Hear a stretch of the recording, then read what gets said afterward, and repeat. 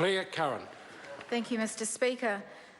At the very heart of our democracy, of our democratic system, lies the ability for elected politicians to communicate freely with whoever they want and exchange information in the course of their work without fear of their work, of their communications or their attached documents being examined or filtered by any other party.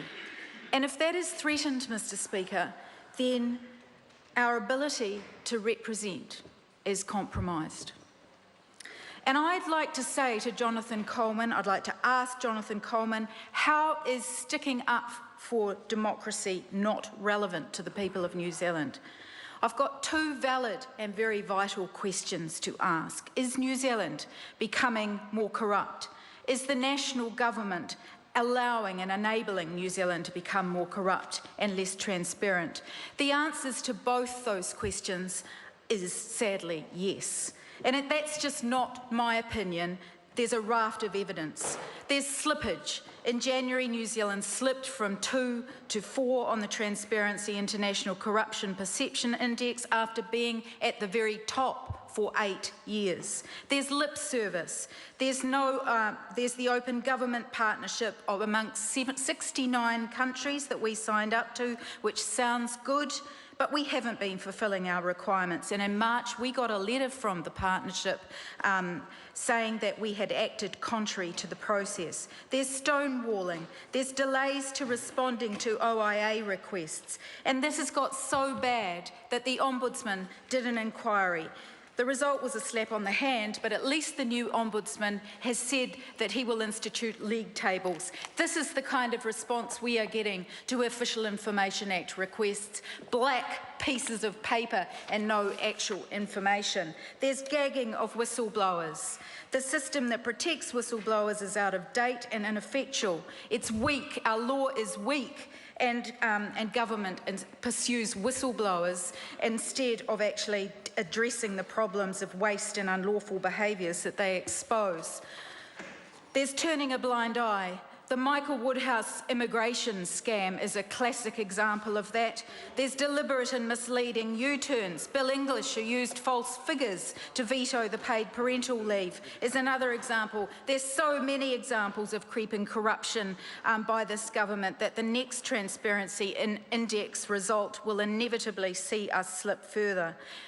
Those examples include the teapot tapes, the Prime Minister's lost text, supposed lost text to Rachel Glusina about Ponytail Gate, the Orovida scandal, the Saudi sheep deal scandal, Sky City Convention Centre debacle, political interference in our media. And we know about New Zealand On Air, we know about Māori television. More recently, Mr. Speaker, we've seen Television New Zealand, the state-owned broadcaster, spend $60 million renovating its building in Auckland, $23 million or 64% more than they told us that it would cost. But to do that, they got a 2-year holiday on paying their dividends to the government. 2 weeks ago, they had a big opening of a new flash building in Auckland. And guess who opened it? John Key, the Prime Minister. Was the opposition invited? No. That's very worrying,